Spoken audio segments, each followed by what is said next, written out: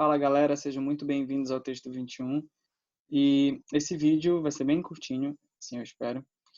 E na verdade é um conteúdo à parte, não estou gravando ao vivo com os alunos, mas para complementar a última aula que eu dei sobre a arbitrariedade do signo linguístico para o primeiro ano do Centro de Estudos de Onox, certo? Eles surgiram com muitas dúvidas depois no grupo e eu disse que ia fazer um vídeo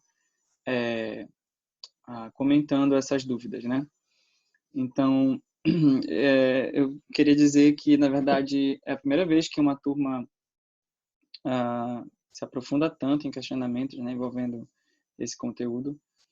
E algumas dessas perguntas, algumas dessas dúvidas, a gente não vê nem na academia, nem na universidade, né, esse interesse todo. Então, isso para mim é uma coisa muito positiva.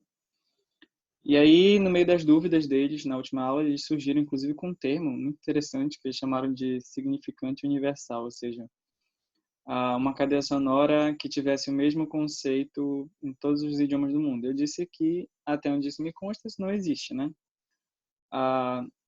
E isso prova aquilo que Saussure falou acerca da arbitrariedade do signo, ou seja, não existe algum conceito, alguma ideia que seja nomeada da mesma maneira em todo mundo, ok? E eles vieram com algumas dúvidas, algumas perguntas muito interessantes, certo? Ninguém mencionou a onomatopeia, que é justamente o que Saussure prevê como contestação, que a gente vai falar na aula seguinte, mas eles trouxeram perguntas bem interessantes. A primeira aqui, ele diz assim: marcas e produtos também não poderiam se encaixar no conceito de significante universal? E aí, a resposta é não, né? Por que não? Porque mesmo nomes de marcas, de produtos, não permanecem exatamente da mesma maneira, com o mesmo significante em todo o mundo, né?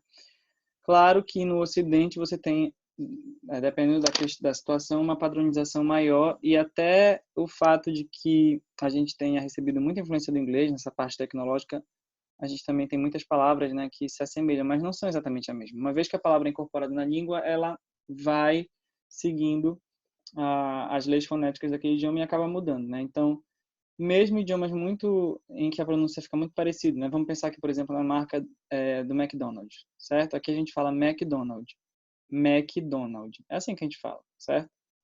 Mas a pronúncia norte-americana, né, soa mais ou menos assim: McDonald's, McDonald's.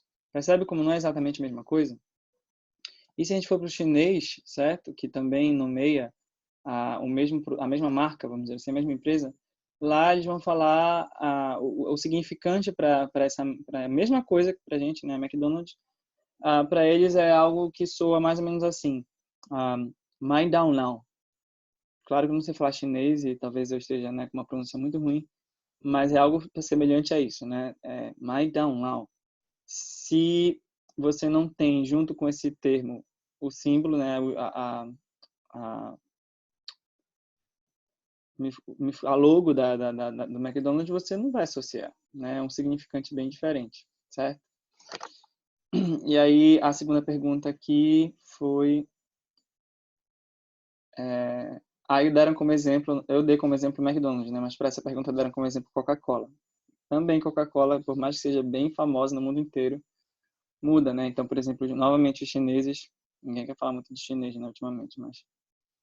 enfim, os chineses, eles pronunciam... eles chamam Coca-Cola de Coca-Cola. Coca-Cola. Então, por mais que seja muito próximo, não é a mesma coisa mais, tá? Uma interjeição, a segunda pergunta. Uma interjeição poderia ter ser um exemplo, né, de conceito, um exemplo de significante universal? E a resposta também é não, certo? As interjeições para as mesmas situações da vida humana mudam, certo? Então, vamos pegar aqui uma coisa simples, né? Por exemplo, em português, pelo menos aqui no Brasil, não sei se em Portugal, mas creio que não seja muito diferente, quando a gente se machuca ou sente algum tipo de dor, a gente fala ai, né? Ainda tem essa sugada de ar, vamos dizer assim, essa sucção no ar depois, logo em seguida, né? Às vezes, ai, ai, é assim que a gente faz, né? Em inglês, por exemplo, eles vão dizer ouch, ouch, that hurts, ouch, ouch, né? Então, muda também. Então, as interjeições não são um exemplo disso que vocês estão perguntando ou buscando, né? Eles querem porque querem derrubar a Suci, no bom sentido, mas não encaixa, tá? Próxima pergunta. Deixa eu procurar aqui.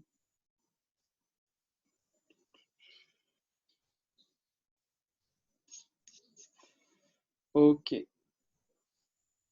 Ele diz assim: o tom de voz que a gente faz para indicar que a frase é uma pergunta poderia ser considerado algo universal? Aí eu comecei explicando que o tom é algo extralinguístico, né? Não entra na questão da articulação fonética em si, ok? Mas mesmo a ideia de pergunta não é algo universal, né? Você pode marcar, você tem várias formas na linguística de marcar que a frase é uma pergunta, certo? Para nossa cabeça, né, de falantes de língua portuguesa, o mais comum é a entonação da voz, mas outros idiomas, como por exemplo o inglês, marcam a pergunta além do tom da voz, com como é que posso dizer? Com mudando a ordem sintática, né? Mudando a ordem das palavras, né? Então, por exemplo, é, é diferente eu dizer em inglês you are going home,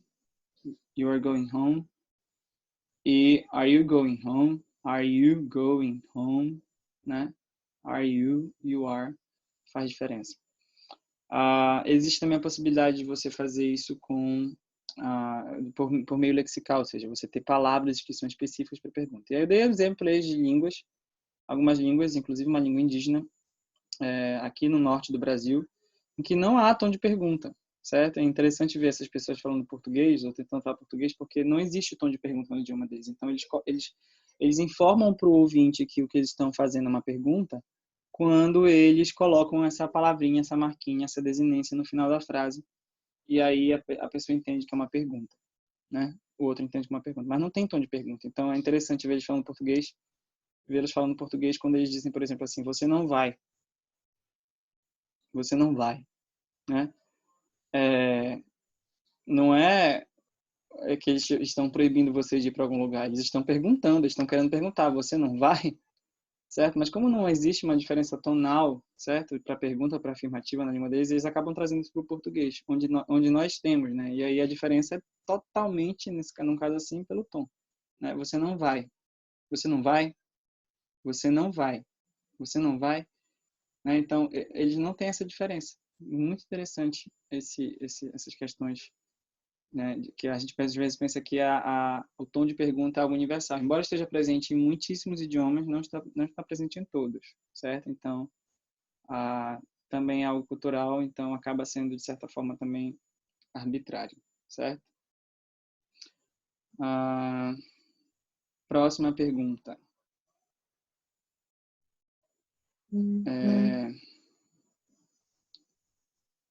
Perguntaram sobre a questão de gritos, né?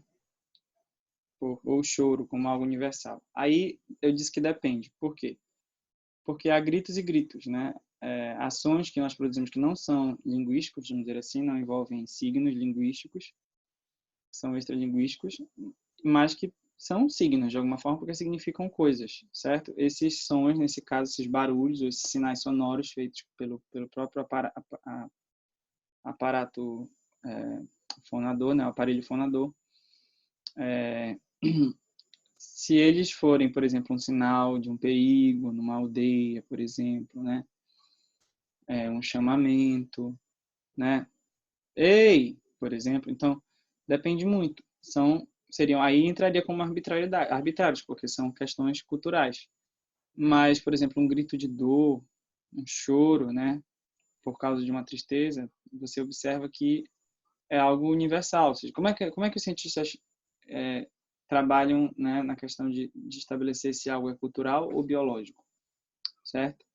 Se um ato humano é cultural ou biológico. É simples. esse ato eu percebo que todo mundo faz, em todas as culturas, em todos os tempos, em todas as épocas, em todos os lugares. Todo ser humano, dentro desse contexto, age dessa forma. Então, tem muito de biológico, né? Tem algo de biológico acontecendo aí, porque é consistente o padrão em toda a raça humana, ao longo de todo o tempo, em todos os lugares, certo? Mas se você percebe que tem um grupo que faz assim, o outro faz daquele outro jeito, o outro faz daquele outro jeito, aí você já considera como cultural. E se é cultural, é arbitrário, certo? Então veja que a arbitrariedade, e esse é o ponto de Saussure, na última aula que nós tivemos, ela diz respeito não somente a signos linguísticos, certo?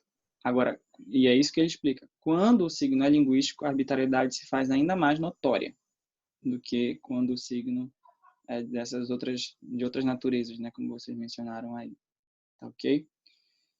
Então, a gente vai se encontrar na próxima aula, ao vivo, dessa vez, para dar seguimento, né, uma vez que eu já respondi essas dúvidas aí para vocês, ok? Eu espero ter ajudado de alguma forma. Tchau, tchau, um beijo do Magro. Te amo vocês todos.